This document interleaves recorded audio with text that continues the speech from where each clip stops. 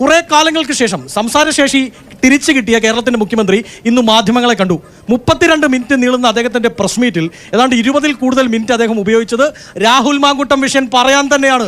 അതായത് CPM-ന്റെ ഈ തെരഞ്ഞെടുപ്പിലെ പ്രധാന അജണ്ട അതായിരുന്നു. അയാളോട് കടക്ക് പുറത്ത് എന്ന് ഞങ്ങൾ പറഞ്ഞു. നിങ്ങൾ മാധ്യമങ്ങളോട് പിണറായി പറഞ്ഞതുപോലെയല്ല, ഞങ്ങൾ രാഹുൽ മാങ്കൂട്ടത്തോട് കടക്ക് പുറത്ത് എന്ന് പറഞ്ഞതിന്റെ ആത്മാഭിമാനത്തോടു കൂടിയാണ് ഈ ചർച്ചയിൽ ഞങ്ങൾ പങ്കെടുക്കുന്നത്.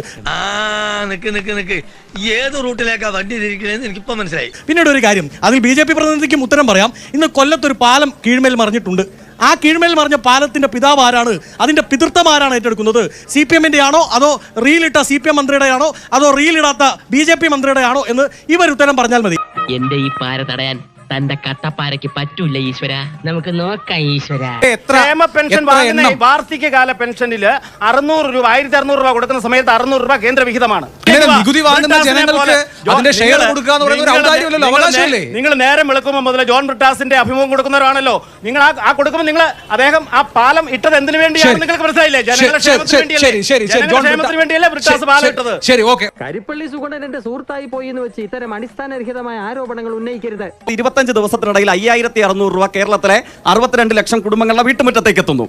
ഈ 62 ലക്ഷം കുടുംബങ്ങളുടെ വീട്ടുമുറ്റത്ത് എത്തിച്ചു കൊടുക്കുന്ന 25 ദിവസത്തിനുള്ളിലെ 5600 രൂപയിൽ കോൺഗ്രസിന്റെ സംഭാവന എത്രയാണ്? 100 രൂപ പോലും വർദ്ധിപ്പിച്ച അനുഭവമുണ്ടോ കേരളത്തിൽ? ഈ 5600-ൽ 100 രൂപ ചതിച്ചിട്ടേ ഉള്ളൂ. പെൻഷൻ കൊടുക്കുന്ന സമയത്ത് ഞാൻ ഇടപെട്ടിട്ടില്ല. ഇതവൻ കൊണ്ടുപോയിട്ടാ എഡ്യൂക്കേഷൻ പെൻഷൻ കൊടുക്കുന്ന സമയത്ത് ചാരായ ഷാപ്പിൽ കൊണ്ട കള്ളു കുടിക്കാനുള്ള പണമായിരിക്കും ഇത്. റീപ്രൊഡക്റ്റീവ് അല്ല എന്ന് പറഞ്ഞത് ആരാണ്?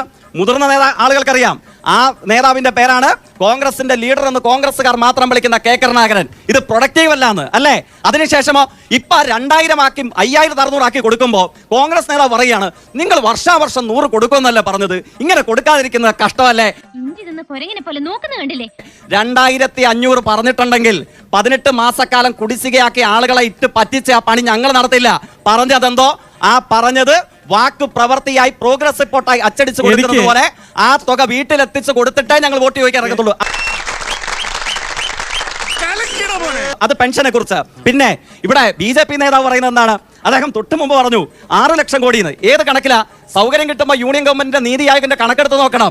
ഇപ്പോ ഇന്ത്യയിൽ അപകടപൂർണമായ കടക്കണിയിൽ ഇല്ലാത്ത 14 ഇന്ത്യൻ സംസ്ഥാനങ്ങളുടെ പട്ടികയുണ്ട്. ആ 14-ലും കേരളമില്ല. സൗകര്യം കിട്ടുമ്പോൾ BJP നേതാവ് നീതി ആയോഗിന്റെ കണക്കെടുത്ത് പരിശോധിച്ചാൽ മതി. കൈയടി മുഴുവൻ തീർക്കണ്ട. എന്ത് കലക്കണവന്റെ ഒടുക്കത്തെ കലക്ക. ഇനി ഞാൻ കലക്കും. എന്നാ നീ പോയി അപോഷം ചെയ്യടാ എന്ന് വെച്ചാ കലക്ക.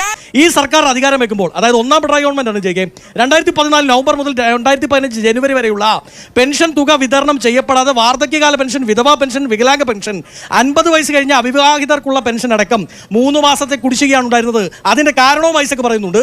അത് DBT സംവിധാനത്തിലേക്ക് വിതരണം ചെയ്യാൻ മാറ്റപ്പെട്ടതാണ്. അപ്പൊ ജയിക്കിനെ ഞാൻ വിശ്വസിക്കുകയാണ്. പക്ഷേ ജയിക്ക് തള്ളി പറയണം. ആരെ? തോമസ് ഐസക്കിനെ, M സ്വരാജിനെ. ജയിക്കിനോടാണ്. ആരോഗ്യരംഗത്തെ കുറിച്ചാണ് ചോദ്യം. മുഖ്യമന്ത്രി അദ്ദേഹത്തിന് അസുഖത്തിന് ചികിത്സിക്കാൻ വേണ്ടിയിട്ട് അമേരിക്കയ്ക്ക് പോകുന്നു. KM മാണി സാർ അമേരിക്കയിൽ പോയിട്ടുണ്ട്. ഞങ്ങൾക്ക് ഇതുപോലൊരു അസുഖം വന്നാൽ മുഖ്യമന്ത്രിക്ക് പോയി ചികിത്സിക്കാം. അതുപോലെ കോടിയേരി സഖാവിന് ചോദിക്കാം. മാണി സാറിന് പോയി ചികിത്സിച്ചാണ്.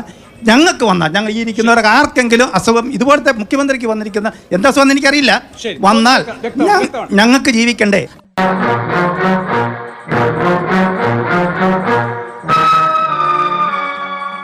ആദരണീയനായ ഉമ്മൻചാണ്ടിയും KM മാണിയും പിണറായി വിജയനും ഒക്കെ വിദേശത്ത് പോയി ചികിത്സിച്ച ആശുപത്രിയുടെ സൗകര്യം എന്തുകൊണ്ട് കേരളത്തിൽ ഉണ്ടാകുന്നില്ല? അതായിരിക്കുമല്ലോ പ്രതിവർഷം 1373 കോടി രൂപയുടെ സൗജന്യ ചികിത്സ നിലവാരത്തിൽ ഉറപ്പാക്കുന്ന ഇന്ത്യയിലെ 1ാമത്തെ സംസ്ഥാനം നമ്മുടേതാണ്. അങ്ങയുടെ ചോദ്യത്തിന് ഉപോത്ബലകമായ ഒരു കണക്ക് അങ്ങേക്ക് ഇഷ്ടപ്പെട്ടതായിരിക്കും. WHO വേറൊരു അല്പ ദിവസങ്ങൾക്ക് ഒരു കണക്ക് പ്രസിദ്ധീകരിച്ചു. അങ്ങയുടെ ശ്രദ്ധയിലുണ്ടാവും. ഇൻഫന്റ് മോർട്ടാലിറ്റി റേറ്റ്, മലയാളത്തിൽ ശിശുമരണ നിരക്കിന്റെ കുറവ്. അങ്ങ് ശ്രദ്ധിച്ചോ കേരളം എവിടെ നിൽക്കുന്നതെന്ന്? കേരളത്തിന്റെ ശതമാനം എത്രയാണ് അങ്ങേക്ക് അറിയുമോ? ശ്രദ്ധിച്ചിരുന്നോ? 5.0. US-ന്റെ എവിടെയാണ് ഈ ഉമ്മൻചാണ്ടിയും പിണറായിയും കോടിയേരിയും ഒക്കെ ചികിത്സിക്കാൻ പോയിട്ടുള്ള ജർമ്മനി, അമേരിക്ക, ഇതിന്റെ ഇൻഫന്റ് മോർട്ടാലിറ്റി റേറ്റ് എവിടെയാണ്? അങ്ങോട്ട് അവർ പോകുന്നത് അതല്ല. അങ്ങയുടെ ചോദ്യം പ്രസക്തമാണ്. അല്ലാതെ ശരിയാണോ തെറ്റാണോ? തെറ്റാണോ? Thank you. ഇനി അങ്ങ് സൂചിപ്പിച്ചതുപോലെ ഉമ്മൻചാണ്ടിയും പിണറായി വിജയനും K സുധാകരനും ഒക്കെ പോയി ചികിത്സിച്ച സൗകര്യം ചില കാര്യങ്ങൾ ഇപ്പൊ കേരളം നേടിയെടുത്തിട്ടുണ്ട്. മുഴുവൻ കാര്യങ്ങളും നേടിയെടുക്കണമെന്ന അങ്ങയുടെ അഭിപ്രായം 100% സ്വീകാര്യമാണ്. അതിലേക്ക് കേരളം പോകേണ്ടതുണ്ട്. ഒടുവിൽ കുറ്റസമ്മതം നടത്തി അല്ലേ? അദ്ദേഹം പറഞ്ഞ കാര്യം ആദ്യം മനസ്സിലാക്കണം. അങ്ങ് പറഞ്ഞത് എന്തിനാണ് അമേരിക്കയിൽ പോകുന്നത് എന്ന കണക്കിനാണ്. അമേരിക്ക കേരളത്തെക്കാൾ പിന്നിലാണ് എന്ന് അദ്ദേഹം തന്നെ പറയുകയും അദ്ദേഹത്തിന്റെ നേതാവ് പിണറായി വിജയൻ അവിടെ ചികിത്സയ്ക്ക് പോവുകയും ചെയ്യാണ്. ഇയാളുടെ മൊഴിയായി ഏറ്റവും വലിയ കുഴപ്പമായിരിക്കുന്നത് അതവരെ ചുറ്റി വളച്ചു തിരിച്ച് സ്ട്രൈറ്റ് ആയിട്ട് ചോദ്യം മനസ്സിലായില്ലെന്ന് പറഞ്ഞ പോരെ. വെറുതെ മണ്ടത്തരം ഇതൊരു പറയാതെ. മര്യാദയാണോ? വെറുതെ മണ്ടത്തരം പറയും. ഇതൊരു മര്യാദയാണോ? എന്ത് മണ്ടത്തരം പറയുന്നത് കേട്ടോണ്ട് നിൽക്കാൻ പറ്റുമോ? 3 ഓർഗൻ ട്രാൻസ്പ്ലാന്റേഷൻ സർജറി ഒറ്റ ദിവസം നടത്തിയ ഇന്ത്യയിലെ ഏക മെഡിക്കൽ കോളേജുള്ള നമ്മുടെ ജില്ല, നമ്മൾ ഇന്ത്യയിലെ ഏറ്റവും മോശക്കാരാണോ? എക്സ്പീരിയൻസിന്റെ അനുഭവത്തിൽ ഇവന്റെ കാര്യത്തില വിട്ടുകള വർഗീസേ. ഷെയ്ഖിന് പറയാനുള്ളത് അന്താരാഷ്ട്ര മാധ്യമങ്ങളുടെ പട്ടികകളുടെ കണക്കാണ്. പക്ഷേ അങ്ങ് ഈ ചർച്ച കഴിഞ്ഞ് എൻ്റെ കൂടെ വരികയാണെങ്കിൽ നമുക്ക് പാല ആശുപത്രിയിലേക്ക് പോകാം. അവിടെ ചെല്ലുമ്പോൾ ഇദ്ദേഹം പറഞ്ഞ ഈ പട്ടികകളുടെ ഒന്നും കണക്ക് കാണില്ല. കുറെ പട്ടികൾ, തെരുവ് നായ്ക്കളാണ് അവിടെ ഉള്ളത്.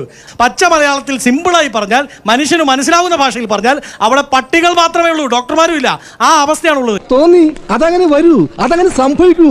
ഈ ലോകത്തിന്റെ ഒരു പോക്കേ. തിരുമേനിയോട് യാത്ര പറഞ്ഞില്ല. ഇവിടെ ഉണ്ടായിരുന്നോ? ഞങ്ങൾ അങ്ങോട്ട് പോയിട്ട് അടുത്ത ശനിയാഴ്ച വരാം.